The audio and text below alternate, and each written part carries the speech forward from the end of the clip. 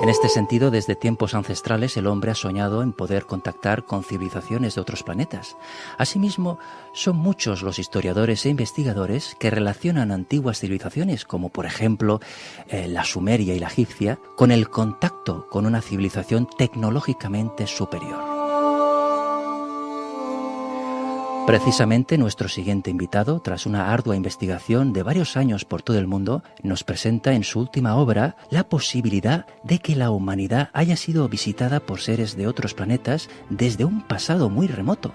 Una investigación, la de nuestro invitado, que se concretó también en el año 2013 en la serie de televisión Extraterrestres de Canal Historia, y que en su último libro recoge buena parte de las anécdotas e informaciones no emitidas en televisión.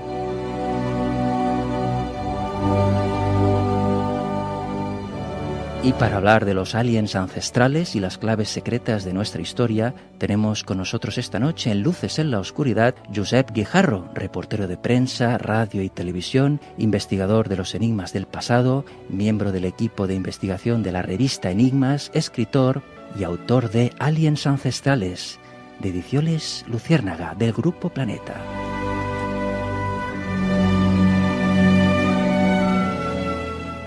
Josep Guijarro, muy buenas noches. Muy buenas noches. Gracias por estar en tu programa, en Luces en la Oscuridad. Bueno, Josep, felicidades por tu trabajo. Gracias. Por Aliens Ancestrales. ¿Cuántos años llevas preparando este libro, recogiendo información? Porque creo que sigues investigando, ¿no? Este libro no se ha acabado, sigue. Mira, en realidad este libro es la concreción de un sueño que vengo albergando desde que yo era niño. Yo dediqué mis primeros pasos en el campo del misterio al mundo de los ovnis, al mundo de lo extraterrestre. Y nunca había tenido oportunidad, y llevo ya 13 libros en el mercado, de abordar este tema en la profundidad y con la experiencia que dan los años, como he tenido ahora en Aliens Ancestrales. Es cierto que mi enfoque, desde que empecé a la actualidad, ha variado considerablemente, pero tengo que decir que he hecho el libro que yo quería.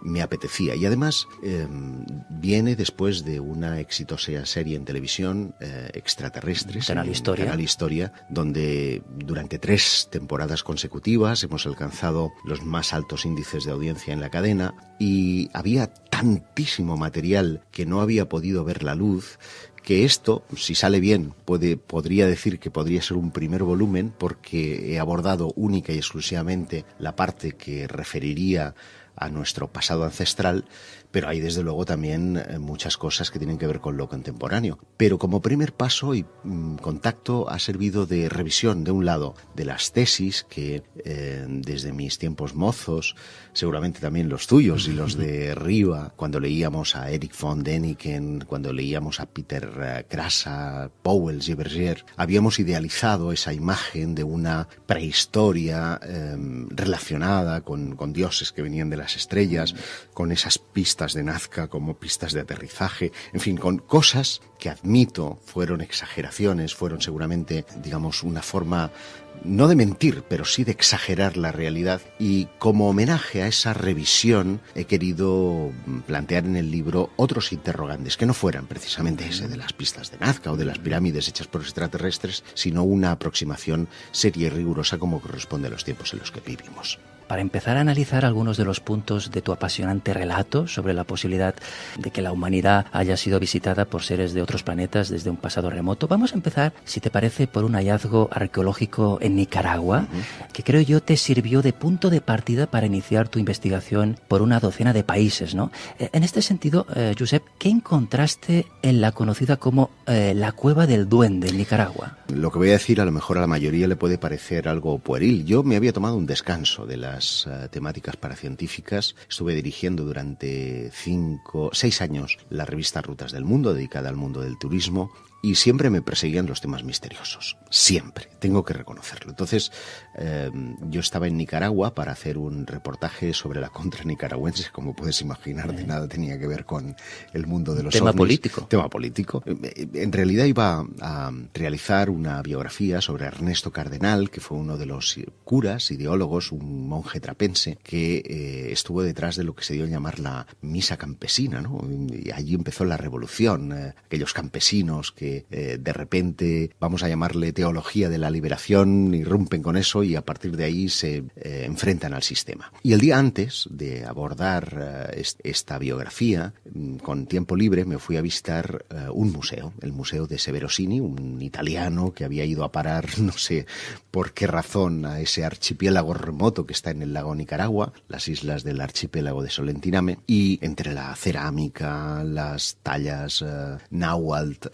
que exhiben en el museo y piezas de cerámica que habían, me quedé rayado con un panel que estaba en una pared, era una representación además burda, pictórica, de lo que después tendría oportunidad de ver con mis propios ojos en la Cueva del Duende, de una representación de un ser antropomorfo que tenía 4 dedos en una mano y 3 dedos en otra, y que sugería lo que podía ser un rabo, una cola, entre medio de 2 patas que hacían una especie de círculo, ¿no?, alrededor, como si fuera una enorme barriga y con una cabeza con un punto encima. Claro, dicho así, pues hay miles de representaciones similares, pero es que yo hacía muy pocas fechas había estado en el Matarraña, en la comarca de Teruel, en España, sí, viendo una imagen prácticamente idéntica. Y claro, me pregunté, ¿cómo es posible que antes que Colón, antes de que existieran contactos culturales a un lado y al otro del océano, las mismas gentes estuvieran representando las mismas cosas si no había una conexión, si no había un contacto? El guía que me acompañaba en aquel museo me sugirió si me apetecía al día siguiente ir a visitar esas representaciones, esos petroglifos. Tomamos una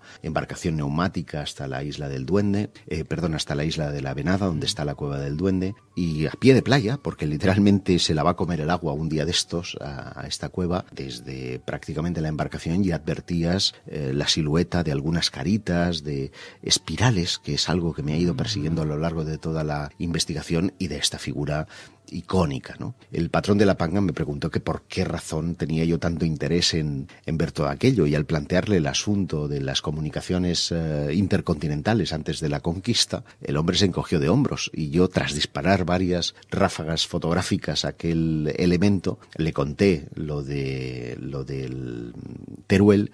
El hombre se encogió de hombros y me dijo, bueno, es que aquí a estas cosas las relacionamos con las almas de nuestros ancestros, con las almas de nuestros difuntos, y con una gente menuda que se deja ver por esta isla. Entonces le pregunté si habían luces que salieran del lago. Me contestó afirmativamente y me llevó hasta un enclave muy cercano, un cementerio náhuatl que todavía está por desenterrar, en el que de nuevo encontré unos símbolos que después relacionaría con símbolos de poder y esas misteriosas espirales.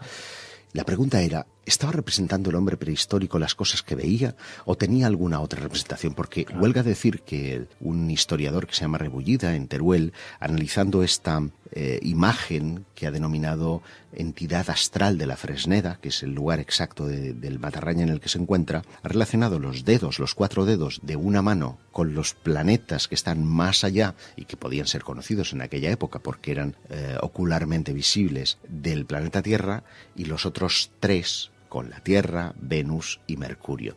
En consecuencia, estaban revelando unos conocimientos astronómicos que la historiografía oficial no admitiría hasta bien entrada la Edad Media, y que sin embargo ya poseía ese hombre prehistórico, ese hombre que nosotros entendemos primitivos.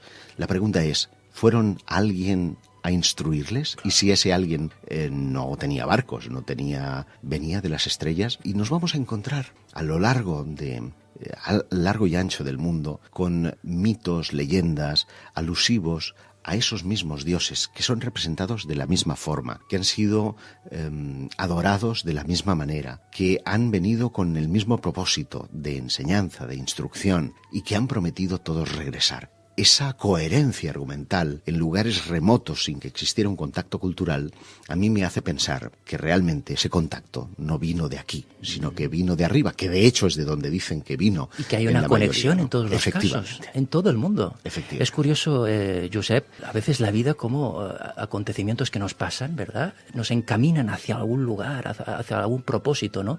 Tú mismo estabas en Nicaragua para hacer una crónica, para hacer un reportaje sobre un tema político, ¿no? Y hacía poco poco que habías estado en el Matarraña y de golpe te encuentras en Nicaragua, ves este petroglifo, ¿no? Parecido al que habías visto semanas atrás y empiezas a investigar. Es como la vida, las casualidades o causalidades, que tú también has escrito un libro sobre el tema, a veces nos empujan, ¿no? En muchas ocasiones, cuando he estado frente a investigaciones relacionadas con el mundo del misterio, específicamente con el mundo de lo extraterrestre, me he sentido casi teledirigido por una fuerza invisible, poderosa, que pone frente a ti a veces documentos, a veces personas, a veces circunstancias que propician que cosas que tú tenías ahí archivadas en tu memoria o a veces en cuadernos, repentinamente cobren sentido y tengas la sensación de si tu investigación no está siendo teledirigida con un propósito. Y esto puede sonar muy paranoico, pero ciertamente yo me he sentido en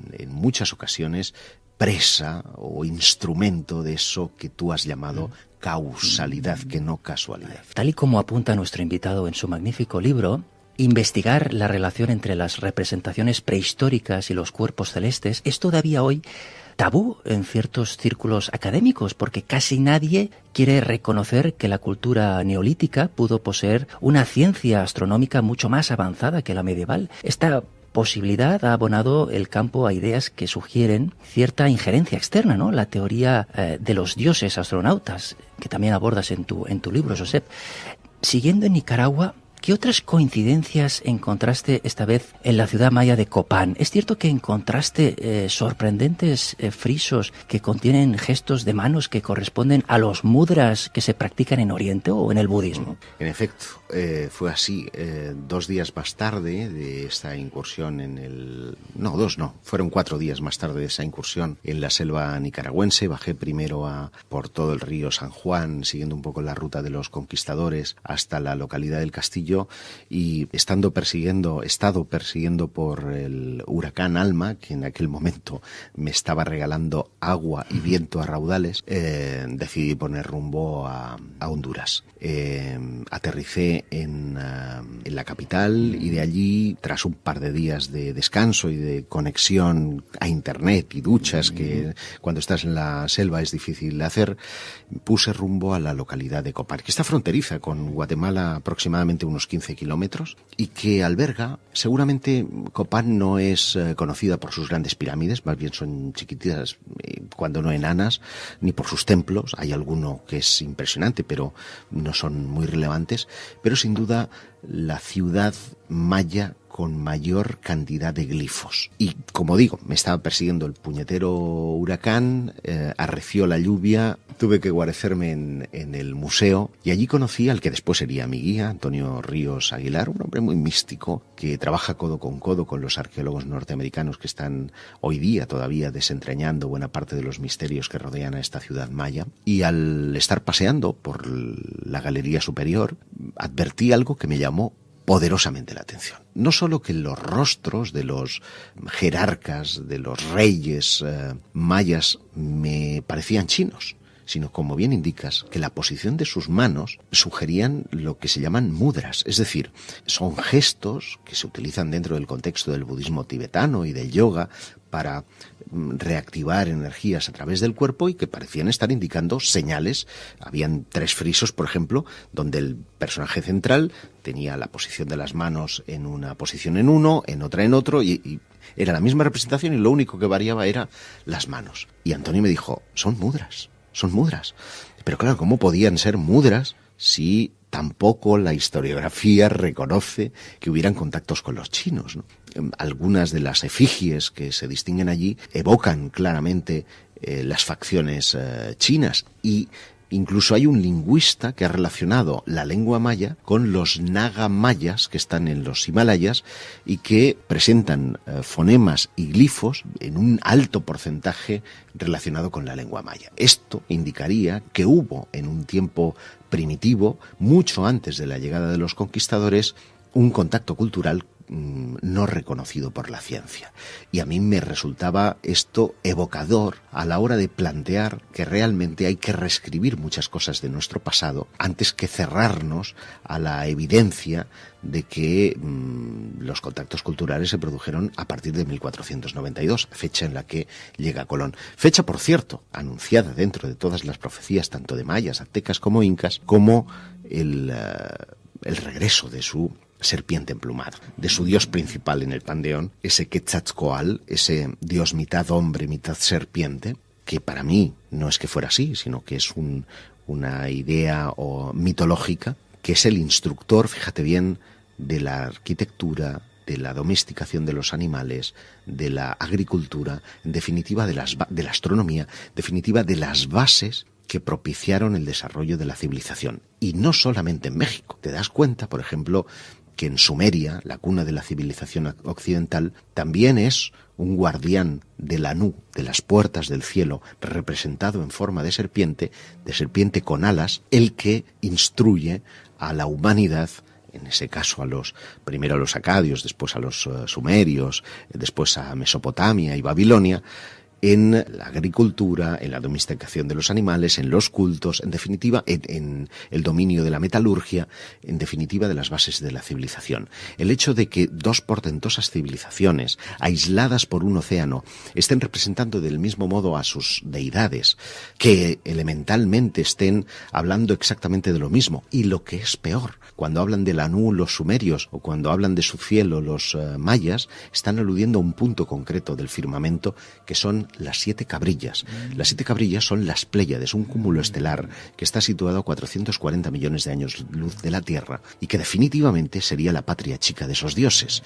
Por lo tanto, no es que lo diga yo, lo dicen las leyendas, que esos dioses provenían de las estrellas y concretamente provenían de las Pléyades. Lo que está claro es que hay una historia alternativa que no corresponde con la oficial que nos han venido contando los académicos en las universidades, pero que está allí y que cada vez hay más datos y más investigaciones que nos están dando nuevas visiones de lo que ha podido ser nuestra historia, que hasta ahora ha estado en la oscuridad. Sí, hay que decir que los científicos serios, aquellos que tienen una mente abierta a todo, aunque no crean en nada, poco a poco están dando pasos para reconocer cosas interesantes. Por ejemplo, hace pocos días, en relación, por ejemplo, al tema de las pirámides egipcias, se está ya progresivamente abandonando la idea de que esas pirámides eran única y exclusivamente tumbas para pasar un poco a la idea que nosotros defendemos, que se trata de hitos, de elementos que pretenden conmemorar algún acontecimiento que a lo mejor tiene que ver con esos dioses, ¿no? Eso no nos lo va a reconocer la ciencia, pero sí que se trata de hitos que marcan algo que además en todas las culturas nos remite a una fecha, el 10.500 a.C. Si seguimos en Nicaragua, en tu investigación, en esta apasionante aventura que podemos leer y saborear en tu libro, que además está repleta de fotos, de fotografías, o sea, cuando y es una pena hablas, que a veces por los costes editoriales no puedan estar en color, porque realmente hay imágenes increíbles que solamente la retina o la cámara puede inmortalizar. Bueno, pero cuando tú hablas de la cueva del duende, de esos petroglifos, tenemos esas fotografías en el libro y podemos verlas y entender todo lo que nos estás explicando de la mejor manera, ¿no? También en Copán te llamó la atención el conocido como altar Q, creo que se llama, que es una piedra cuadrangular que supuestamente representa una reunión de astrónomos mayas, ¿no? En el que se aprecian 4 figuras de cada cara en las que están representados los 16 gobernantes del mundo maya. El fundador mitológico, de nombre Yax Kukmo, está esculpido pasándole el cetro del poder al último gobernante, ¿no? Pero es cierto que en este altar, Josep, la cara de este personaje mítico maya, este Yax Kukmo, parece la de un reptil. No solo parece, es que es evidente, un reptil. Y hay algo que no cito en el libro, pero que después tendría oportunidad de profundizar, y es que tiene gafas. Gafas. Las gafas fueron inventadas en el 1238 en Pisa por un óptico de origen fiorentino que, tuvo esa ocurrencia de poner una lente, otra lente y el engarce, porque hasta entonces existían monóculos. Este reptil, este monarca que está pasándole el cetro a 18 Conejo, que es como se llama en castellano, el monarca maya de Copán, tiene forma de reptil. Y no es casualidad, esa forma reptiloide, como sugería antes con el tema de Quetzalcóatl, la vamos a ver representada en prácticamente casi todas las culturas, ¿no? Que pueda existir una conexión entre acadios y sumerios, al fin y al cabo han estado en el mismo territorio, es normal. Lo que ya no es tan normal es que otras culturas muy lejanas geográficamente estén representando a sus dioses del mismo modo. Y no es que, porque yo quiero salir del aspecto friki, ¿verdad?, de los reptiles, de los reptilianos y demás, no es que tuvieran forma de reptil, probablemente están reflejando una clave mitológica con la que poder entenderlos o representarlos. Yo sugiero, por ejemplo, que cuando se habla de la serpiente emplumada, cuando hablan de las escamas, para un individuo de aquella época, ver a un ser que viniera con una cota de malla podría sugerirle perfectamente la estructura de unas escamas, ¿no? Y si lo pinta con alas, ellos sabían que las serpientes no vuelan, pero es una forma de reflejar que a lo mejor ese individuo tenía esa capacidad de ver desde los cielos, de sobrevolar, ¿no? Del mismo modo que los egipcios representaron a Ra con alas, o representaron a Horus con alas, o representaron a Isis con alas, que han tenido sus trasuntos, es decir, su transposición con estrellas del firmamento. El caso de Isis era... Isis, la diosa Isis. Sí, está representada en el firmamento con la estrella más brillante en el cielo. El caso de Quetzalcóatl se corresponde a Venus. El caso de Osiris ha sido relacionado con la constelación de Orión. En definitiva, cada uno tiene su transunto en el firmamento, a tal punto que, por ejemplo, las pirámides, cada uno de los canales de ventilación está apuntando a uno de cada de los 9 dioses del panteón egipcio. En consecuencia, esa relación causa-efecto entre las estrellas del firmamento y las cosas que quisieron representar nuestros antiguos, cabe suponer, si lo hacían de una manera abstracta, como ahora nuestros pintores o nuestros artistas podrían hacer, o estaban representando aquellas cosas que veían, lógicamente dotándolas de una abstracción, de una representación abstracta, que es a lo que yo me refiero en el libro. Es decir, que creo que en efecto estábamos frente a una raza de dioses. ¿Y en qué me baso? Por volver de nuevo a Egipto. Se conserva en Turín, se conserva en Italia, un papiro que es conocido como el Canon de Turín. Es un papiro fragmentario de unos 160 trocitos que refleja una cronología exacta desde los tiempos de Menes, el primer faraón, hasta el Imperio Nuevo. Y casa milimétricamente con la cronología oficial. ¿Por qué no es admitido oficialmente entonces esa cronología? Básicamente porque el autor de ese papiro establece que 11.000 años antes que Menes existían varias dinastías más, pero de unos seres mitad hombres y mitad otra cosa que bautiza con el nombre de Sem-Su-Hor, los compañeros de Horus. Y esos compañeros de Horus son también descritos como los resplandecientes. ¿Por qué es importante lo de los resplandecientes? Pues porque cuando tú examinas la Biblia, que en teoría nada tendría que ver con Egipto, o mejor dicho, porque con Egipto sí puede tener que ver, pero no tiene nada que ver con este canon de Turín. Están los Elohim. Los Elohim significan los resplandecientes. Es el plural de Dios, pero uno de los atributos es justamente el de los resplandecientes. Y ese mismo mito lo vamos a ver reflejado en Saqqara, lo vamos a volver a ver de nuevo en Mesopotamia, lo vamos a ver incluso en Japón y, por supuesto, en el mundo precolombino. En consecuencia, desde mi óptica, como misteriólogo, admito que cabe esa posibilidad de que unos dioses venidos de las estrellas instruyeran a todas esas gentes para perpetuar esos mitos que pasarían a las castas sacerdotales, se les adoraría como dioses y darían lugar, obviamente, a la génesis de nuestras religiones. Bueno, esos grandes conocimientos que tenían los mayas, los egipcios, los sumerios, todas esas civilizaciones antiguas, ¿no? Tal y como podemos leer en tu magnífico libro, Josep, a medida que los especialistas empezaron a descifrar los secretos de los jeroglíficos mayas, Se ha ido constatando que los mayas disponían de un calendario astronómico capaz de predecir los eclipses solares y lunares, así como los movimientos de Venus y Júpiter. Asimismo, en la ciudad que hablábamos antes, la ciudad maya de Copán, se halla el reloj más antiguo de América, conocido como la Estela D, que data del año 733. Es un tipo de reloj antiguo que funciona basándose en el movimiento de las estrellas y marca los 6 movimientos del Sol durante el año. Asimismo, el 30 de abril de cada año, la sombra del Sol se traslada desde una esquina de la plaza de esa ciudad a las escalinatas, realizando un recorrido que al dibujarse en el suelo se asemeja a una serpiente. Ese animal que nos estaba llamando. Mira, es muy curioso porque no solamente en Copán, cuento también en el libro mi aventura en Chichén Itzá, en la península del Yucatán. Tuve la oportunidad,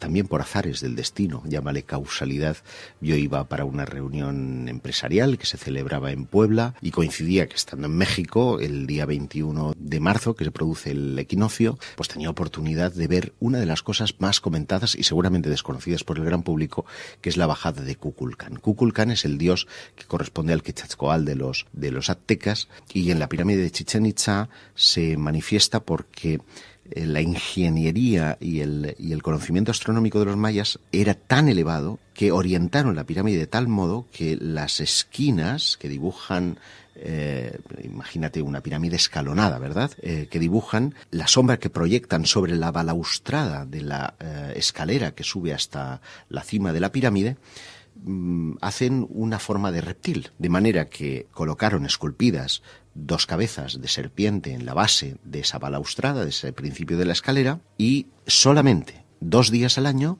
la sombra, si tú lo filmas y luego lo aceleras, verás que va haciendo unas ondulaciones la sombrita como indicando un movimiento de reptil, ¿no? Y ellos creían que Kukulcán, que su dios, volvía a la Tierra. Y no conocían el cero. No se les admite, por lo tanto, que tuvieran conocimientos de tipo astronómico óptico. Y sin embargo, en un edificio que está anejo a esa pirámide de Chichén Itzá, que es el edificio del Caracol o el observatorio, también es conocido con ese nombre, porque tiene esa forma de cúpula de observatorio, pronostican con exactitud meridiana 26 fenómenos astronómicos, entre ellos eclipses, movimientos orbitales, etcétera, etcétera. 26. ¿Cómo es posible, con la ciencia que ellos tenían, sin una matemática con el cero, algo que se planteaba como muy imposible, pudieran tener esos conocimientos astronómicos tan extraordinarios? Esa es la gran duda, ¿no? Y, sí, volviendo al tema del reptil, la pirámide de Chichén Itzá, que hoy sabemos que está erigida sobre un cenote, sobre agua, si tú la miras desde lo alto, en realidad está representando una serpiente enroscada. La propia estructura de la pirámide parece evocar las escamas de una serpiente. Y en otras construcciones que vas a encontrar en Yucatán, por ejemplo en Uxmal, otro de las zonas mayas que tenemos todos como muy evocadora en la mente, más allá de la pirámide del adivino, que es una maravilla, hay un lugar que se conoce como el cuadrángulo de las monjas, porque los conquistadores llegaron allí y les parecía aquello una especie de cenobio o de monasterio. Tiene 11 puertas situadas en la frontal de la entrada, que están conectando con estrellas del firmamento. La central lo hace precisamente a las Pléyades, que ellos entendían eran el zap, el cascabel de la serpiente. Y es muy curioso porque cuando tú miras las cenefas de esa construcción, de este cuadrángulo de las monjas, observarás que hay espirales que significan precisamente la serpiente. En una ves el cascabel, en la otra ves la cabeza de la serpiente, y lo que es propiamente dicha la cenefa se corresponde con la piel de una serpiente, que es la Crotalus duricius, sobre la que ellos fundamentaron todo su calendario. Un calendario que, como indicabas, advertí primeramente en Copán, porque cuando yo llegué allí todavía estaba lejano el 2012, y tuve la oportunidad en 2013 de visitar de nuevo aquel lugar, ya con la conciencia colocada en el asunto de los calendarios, y asombrarme de la exactitud. ¿Por qué habían generado el principio de su calendario en un punto en el que supuestamente no existían, que era el 3115 antes de Cristo? Bueno, pues probablemente porque querían marcar un hito. A lo mejor lo que querían marcar era la llegada de sus dioses. Del mismo modo que cuando di el salto a Irlanda y advertí que los Tuatha de Danann, los constructores de los túmulos de Newgrange, por ejemplo, habían llegado en un día concreto, decían las leyendas, el día 1 de mayo, la fiesta de Beltén, que después sería adoptada por los celtas, ¿Y habían venido cómo? Pues habían venido del cielo en barcos que volaban y que echaban humo negro. Yo no sé cómo sería entonces, pero a mí me recuerda un avión. Está claro, está claro. Bueno, hablabas de Newgrange, continuando en este viaje, vas a Irlanda el año 2011, vas a visitar el monumento megalítico más importante de Irlanda, conocido efectivamente como Newgrange, que está situado a 40 minutos al norte de Dublín, ¿no? Que es un lugar donde hay una supuesta galería funeraria cargada de símbolos, ¿no? Que tú encuentras, ¿no? Espirales otra vez, rombos, trazados de zigzag, círculos, ¿no? Todo eso te lleva a pensar que Newgrange, más que un cementerio, lo que podría ser un templo, ¿no? Lo que comentabas, un calendario solar.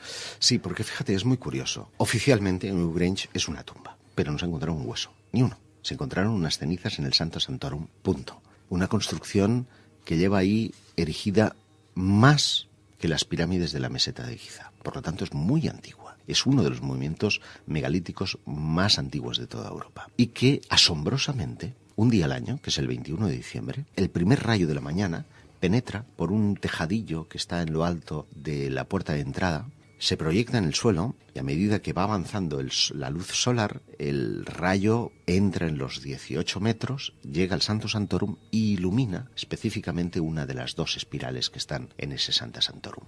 Del mismo modo que años más tarde tendría oportunidad de ver en Abu Simbel, en Egipto, donde ese templo, esculpido literalmente en la montaña, serpentea el rayo solar las columnas del templo y en el Santo Santorum ilumina a dos de los tres personajes que están al fondo, dejando en la oscuridad al dios de las tinieblas y mostrando a los otros dos personajes, el rey y otro dios, completamente iluminados.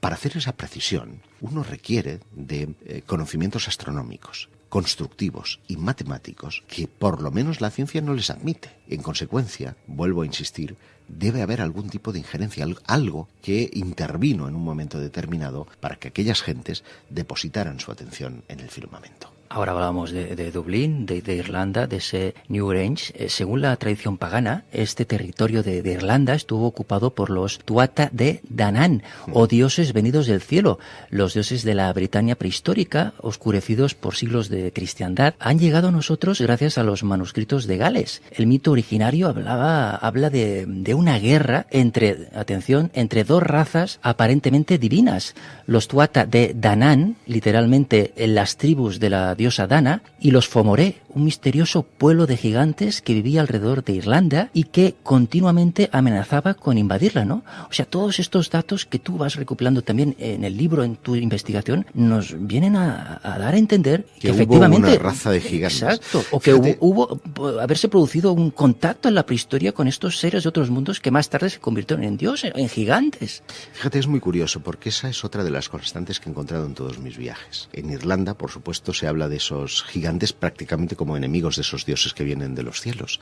En otros contextos, por ejemplo en el judeocristiano, el propio Génesis establece que los hijos de los dioses mantuvieron contacto con las hijas de los hombres. Relaciones sexuales. Por lo tanto, muy divinos no tenían que ser, tenía que ser de carne y hueso. Y dieron lugar a una raza de gigantes. Esos mismos gigantes se aluden también en las tablillas sumerias. Y vamos a encontrar gigantes, por ejemplo, cuando estuve en Puebla, que se llama Angeópolis, es decir, la ciudad de los ángeles, porque es donde un obispo le indicaron los ángeles que tenía que erigir la ciudad.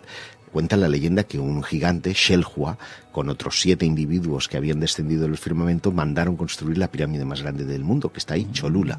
Bueno, es muy curioso, porque la leyenda de los gigantes la vas a encontrar en todas partes. Pero, ¿son reales o no? Porque cuando tú pones gigantes en Internet, pones gigantes en Google, te salen 250.000 fotografías que, ya os digo, son todas fake. No hay gigantes de 9 metros, no. Pero pensemos que en esa época la estatura media estaba entre 1,30 y 1,50 y encontrar individuos, que te digo yo, como Marc Gasol, ¿vale? Era un gigante. Y esos individuos sí se han encontrado. Yo he tenido oportunidad de estar en el yacimiento de Lepenski a orillas del Danubio, en Serbia, y se encontraron enterramientos que recordaban poderosamente a las asanas y posturas de Copán, es decir, otra conexión de 2,30 metros. He encontrado alusiones a esos mismos dioses en Azerbaiyán, concretamente en el Cáucaso, en un lugar paradisíaco donde para nadie irías a parar, y en una cripta fueron encontrados dos restos, dos esqueletos de 2,30 metros de longitud. Bueno, es que además, siguiendo el consejo de la arqueóloga Alex Guerraterra, que colabora también en este programa, viajas hasta la Bretaña francesa para investigar los conocidos como menhires de Carnac, ¿no? ¿Qué misterio hay en torno a esos megalitos? ¿Prueban esas piedras, como sugieren algunos, la presencia de gigantes en la antigüedad? Mira, misterio hay todo. La ciencia oficial no tiene ni idea para qué servían. Tú te encuentras 8 kilómetros, que se dice pronto, de piedras alineadas perfectamente. Daniken decía que eran pistas de aterrizaje para ovnis. Yo no creo que los ovnis necesiten pistas de aterrizaje, pero algún sentido debían de tener, sentido que hemos olvidado. Hay un trabajo que recomiendo de Louis Charpentier, en el que se llama Gigantes, el misterio de los orígenes, que yo me llevé bajo el brazo en esta incursión por la Bretaña francesa, y se decía que aquellos menhires, aquellos y los que podemos encontrar aquí en Cataluña o en otros lugares de España, ejercen una suerte de acupuntura sobre rutas energéticas que tiene el planeta. No sé yo si eso es así, pero en cualquier caso hay una evidencia que respalda tal suposición. Y es que Charpentier, moviendo algunos de los menhires, algunos de ellos pesan hasta 300 toneladas, en el Golfo de Morbihan, en la Bretaña francesa, observó que las mareas, que allí son muy acusadas, cambiaban. No eran tan acusadas. Ergo, debían de estar haciendo algún tipo de fuerza sobre las mareas o sobre cuestiones relacionadas con las aguas y el planeta. Fue más tarde Alexander Thum, un científico y astrónomo, que relacionó todas estas misteriosas piedras con posiciones también de nuevo del firmamento. Es decir, que debía de ser una suerte de calendario. Pero yo siempre he dicho lo mismo. Un hombre de aquella época, estamos hablando de 3.000 años o 3.500 años antes de Cristo, prou feines, bastante tenían con querer comer, con poder comer. Claro. ¿Tú crees que perderían el tiempo en grandes movimientos de piedras que no le iban a suponer un beneficio, al menos a priori? Una cosa es construir un templo, vas a tener que adorar, hay algo que genera unión en el colectivo, pero 8 kilómetros de piedras alineadas, y para alinearlas, ¿qué método utilizarían? Es decir, hay toda una serie de interrogantes. De hecho, cuando tú te vas al centro interpretativo de Carnac, dice que el menhir es algo así como un marcador de un lugar santo. Bueno, si tienes una distancia entre menhir y menhir de 2,5 metros, quiere decirse que hay lugares santos cada 2,5 metros a lo largo de 8 kilómetros. 4.000 menhires. Se dice pronto, ¿verdad? Alineados perfectamente, ¿no? Como bien dices, y que ocupan una extensión de unas 40 hectáreas. Efectivamente, se dice pronto. Solamente podemos ni imaginar, yo creo, el poderío físico, el traslado de piedras que además no están por la zona para hacer esto. Es posible, insisto, el hombre ha cometido grandes obras con el propósito de sorprender o adorar a sus dioses. Es una posibilidad, no cabe la menor duda. Desde luego yo no soy de los que piensa que se trate de pistas de aterrizaje para ovnis, pero nos pone en evidencia de nuevo, o nos plantea de nuevo, la leyenda popular que habla de gigantes, y esos gigantes que estuvieron en ese remoto pasado, a mí me ayudan a sostener de que hubo un periodo en la humanidad en el que esos gigantes estuvieron dominando la Tierra, y por alguna circunstancia que también coincide en los mitos y las leyendas populares, que pudo ser alguna suerte de diluvio, alguna suerte de catástrofe climatológica, desaparecieron y borraron de la faz de la Tierra su presencia. Por lo tanto, como dice Graham Hancock, la prehistoria es ese periodo de olvido de 40.000 años que todos tenemos, porque seguramente hubo antes otra humanidad. En tu investigación, referido a los gigantes, ¿no? En el libro explicas muchas anécdotas. Por ejemplo, sobre la existencia de estos gigantes, contactaste también con nuestro amigo colaborador Carlos Mesa, periodista especializado en nuevas tecnologías y enigmas de la historia, con el fin de esclarecer una noticia publicada en Internet. Ahora hablabas de esas manipulaciones que no nos podemos fiar de todo lo que aparece en Internet, de esas fotografías, ¿no? Pues bien, esta publicación era referida al descubrimiento en Marruecos de los esqueletos de una posible raza de gigantes. No obstante, y tras hablar con Carlos, pudiste, entiendo yo, esclarecer que se trataba de un falso descubrimiento, ¿no? Así es, pero sin embargo me puso en la pista de algo muy interesante, porque Carlos es un hombre, como bien sabéis los oyentes de Luces en la Oscuridad, muy, muy ducho, muy, muy pragmático y muy serio. Sí. Y me puso en una pista significativa, y es que me evocó o me trajo a la mente que la zona en la que se había generado la noticia está muy cercana al desierto de Argelia, concretamente a lo que se conoce como Yabareg, que en la lengua tuareg significa tierra de gigantes. Y allí, en ese desierto, en el desierto de Tassili, se encuentran las representaciones, se llama la Capilla Sixtina del Neolítico, sí, porque sean representaciones pues de escenas de caza, de escenas cotidianas, pero paralelas a ellas, Henry Lott descubrió hace ya mucho tiempo una serie de figuras que bautizó con el nombre del gran dios marciano, por algo sería, que eran claramente diferenciadas del resto. Si los seres humanos tenían 5 dedos y los pintaban con 5 dedos, a estos que eran dioses los pintaban con escafandra y les pintaban con 4 dedos en las manos. ¿Qué pasa? Que se descontaban los pintores y Carlos me hizo observar que algunas de esas pinturas reflejaban utensilios impropios de la época. Por ejemplo, habían carruajes. Si hay carruajes, hay ruedas. La rueda no se descubrió hasta el año 3000, claro. Por lo tanto, no puede ser. Y tanto mandiles, o sea, faldas y el ureus, como si fueran faraones. Y me dije, demonios. Recordé una lectura de Charpentier en el que en la cripta de la Gran Pirámide de Egipto se había descubierto el único signo que está en toda la Gran Pirámide. Es un signo de origen bereber. Signo que no he podido ver y, entre otras cosas, porque no se puede bajar públicamente sin un permiso especial a la cripta de la Gran Pirámide. Después tendría oportunidad de incursionar en ella, un destino que me había sido denegado durante mucho tiempo, pero es cierto que aquellas pinturas parecían estar en correspondencia con una cultura de Egipto y, como antes te decía de los Emsuhor, yo diría que las pirámides fueron reutilizadas por los egipcios porque probablemente ya se encontraban allí desde mucho tiempo atrás. Hablabas ahora de los egipcios, Josep. En tu libro podemos leer que durante una conferencia estatal el profesor Alaeddin Sahel, decano de la Facultad de Arqueología de la Universidad del Cairo, fue preguntado sobre si la Gran Pirámide contiene restos de una tecnología alienígena. Su respuesta da que pensar, ya que respondió textualmente que hay algo dentro de la pirámide que no es de este mundo. Y es muy fuerte porque al pobre Sahem esto le valió el cargo. Él tenía todos los números para ser el director de excavaciones de Giza y ministro de Antigüedades, que es como el cargo que ostentaba hasta entonces Zahi Hawass.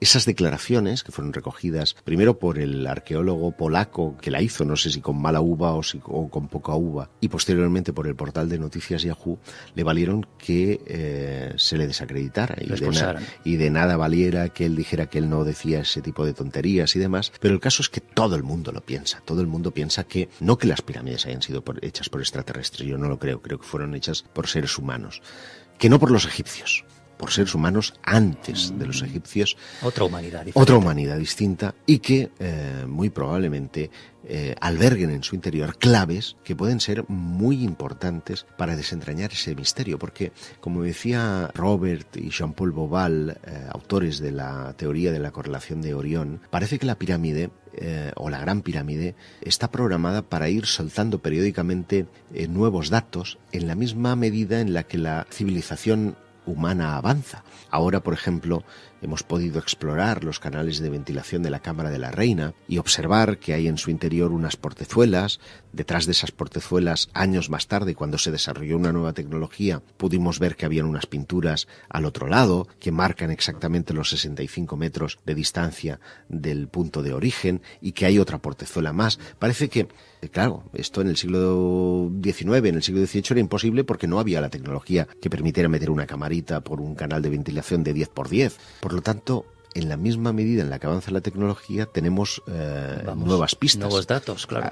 Antes de ayer, el gobierno egipcio anunciaba oficialmente que se va a escanear. De hecho, empezaron por la tumba de Tutankamón, pero hay proyecto de hacerlo en Dashur y también en la Gran Pirámide, un proyecto de escaneo con rayos infrarrojos de todas estas construcciones, intentando buscar nuevas cámaras.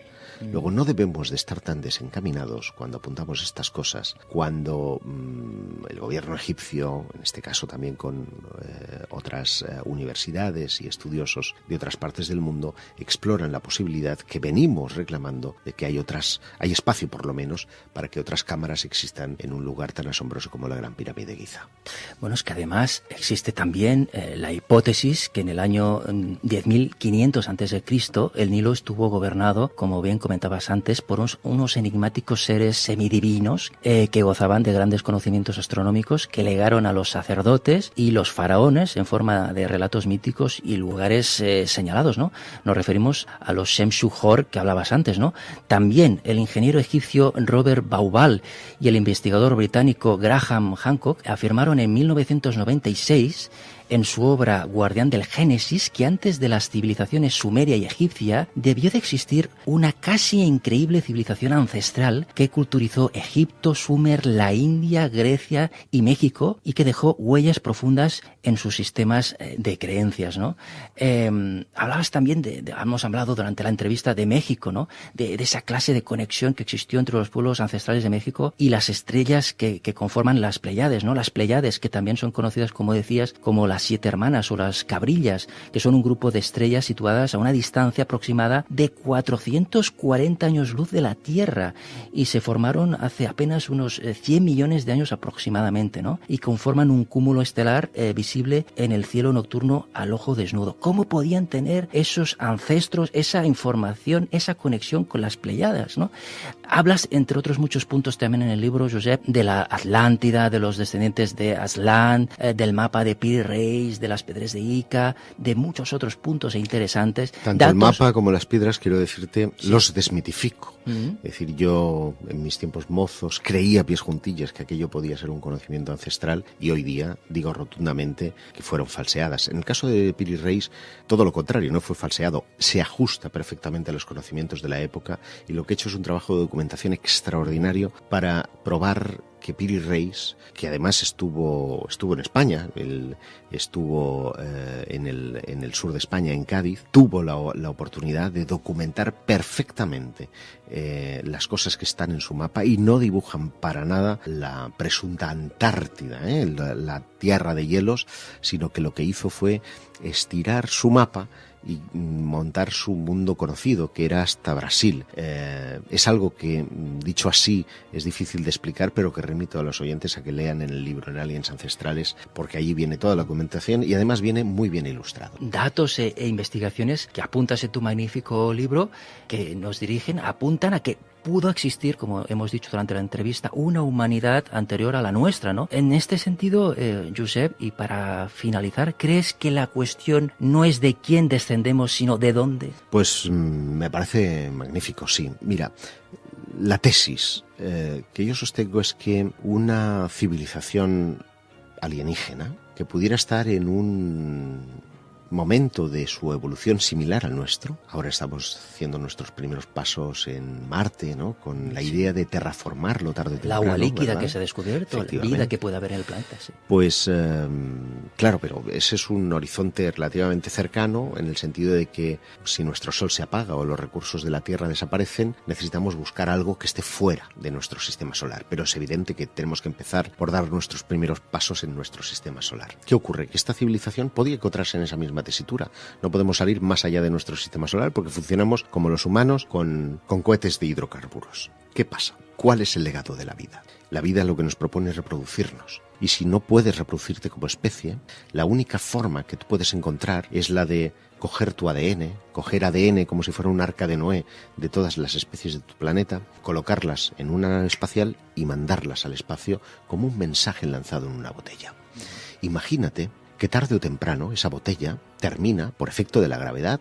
Si lanzaron varias, pues a una un planeta, a otra otro, y una fue a parar aquí a la Tierra, donde germinó, encontró las condiciones adecuadas para que su ADN, para que sus moléculas de vida, para que sus esporas, para que sus elementos germinaran.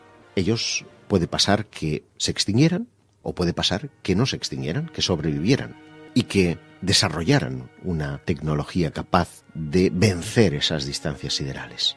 Si eso es así, lo lógico es que dijeran, oye, ¿recordáis que hace muchos siglos nuestros antepasados lanzaron unas botellas al espacio para que germinaran? ¿Y si vamos a buscarlas?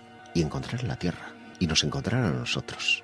Y dijeran, caramba, esta gente los vamos a instruir, que nos preparen aquí, que nos guarden bien la casita. Porque tarde o temprano, cuando nuestro Sol se apague, cuando los recursos de nuestro planeta mermen, necesitaremos ir de ocupas a otro hogar. Y ese hogar, tal vez, sea la Tierra.